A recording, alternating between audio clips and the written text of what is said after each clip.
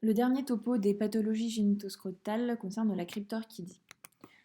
Pendant le développement, le testicule se forme dans la cavité abdominale, puis il va effectuer un trajet de migration en passant par la région inguinale, la région suprascrotale pour finir dans le scrotum. La cryptorchidie correspond en fait à l'arrêt du testicule sur le trajet de migration à chacune de ces étapes.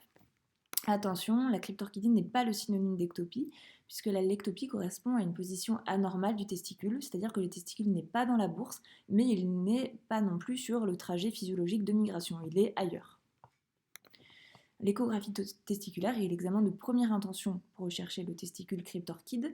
L'échographie va s'acharner à chercher en fait le testicule, donc sur son trajet de migration de la région suprascrotale à la cavité abdominale. Alors évidemment, si le testicule est en position inguinale ou suprascrotale, il sera facile de le voir à l'échographie. Par contre, s'il est en position intra-abdominale, l'échographie sera très peu rentable.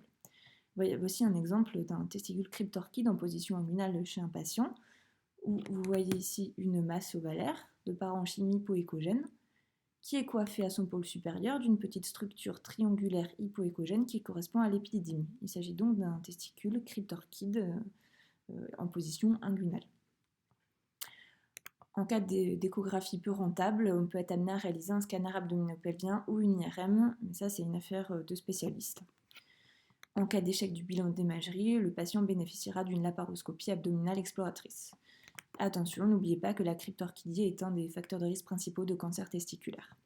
Je vous remercie.